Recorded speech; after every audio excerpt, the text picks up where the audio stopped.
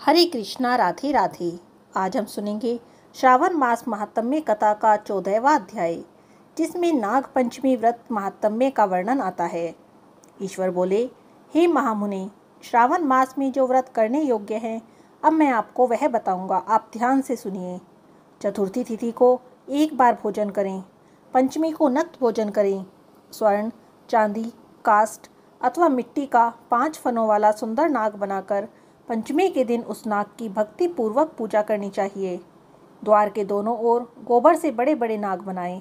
दधि, शुभ दुर्वांकुरों, कनेर, मालती, चमेली, चंपा के फूलों, गंधों, अक्षतों, धूपों और मनोहर दीपों से उनकी विधिवत पूजा करें। उसके बाद ब्राह्मणों को घृत, मोदक और खीर का भोजन कराएं।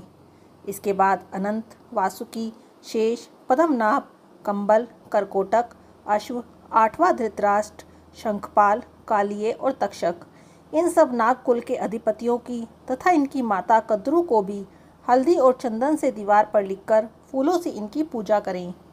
उसके बाद बुद्धिमान को चाहिए कि वामी में प्रत्यक्ष नागों का पूजन करें और उन्हें दूध पिलाएं। घृत शर्करा मिश्रित पर्याप्त दुग्ध उन्हें अर्पित करें। उस दिन व्यक्ति लोहे के पात्र में पूरी आदि ना बनाए। नैवेद्य के लिए गोधूम का पायस भक्ति पूर्वक अर्पण करे। भुने हुए चने, धान का लावा, जौ सर्पों को अर्पित करना चाहिए और स्वयं भी ग्रहण करना चाहिए।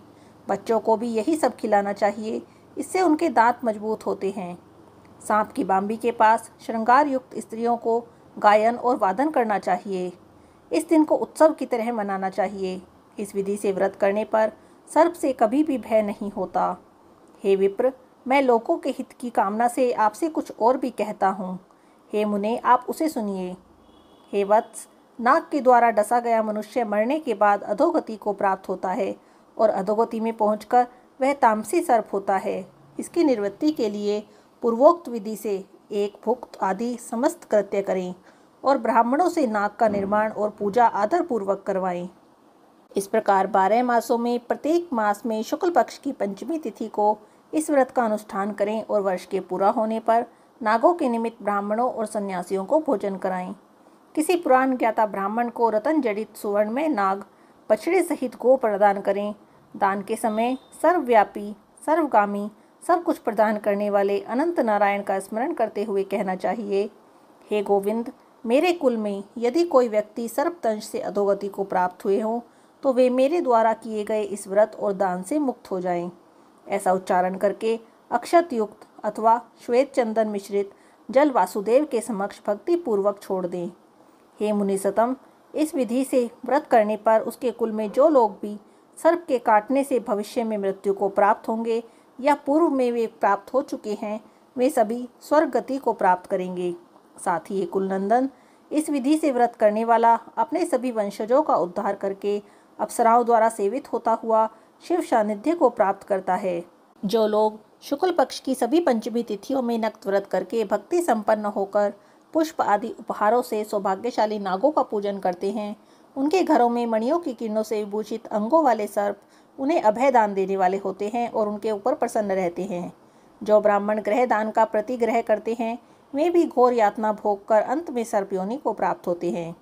हे मुनिसतम, जो कोई मनुष्य नाग हत्या के कारण इस लोक में मृत संतानों वाले अथवा पुत्रहीन होते हैं, और जो कोई मनुष्य स्त्रियों के प्रति कापड़ने के कारण स्वर्ग सर्प योनि में जाते हैं, कुछ लोग धरोहर रखकर उसे स्वयं ग्रहण कर लेते हैं, अथवा मिथ्या भाषण के कारण सर्प होते हैं, अथवा अन्य कारणों से भी जो मनुष्य सर्प योनि में जाते हैं, उन सभी के प्रायश्चित के लिए यह उत्तम उपाय कहा गया है।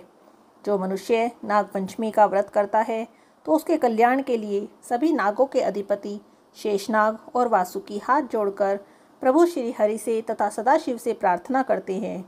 तब शेषनाग और वासुकी की प्रार्थना से प्रसन्न हुए परमेश्वर शिव और भगवान विष्णु उस व्यक्ति के सभी मनोरथों को पूर्ण कर देते हैं।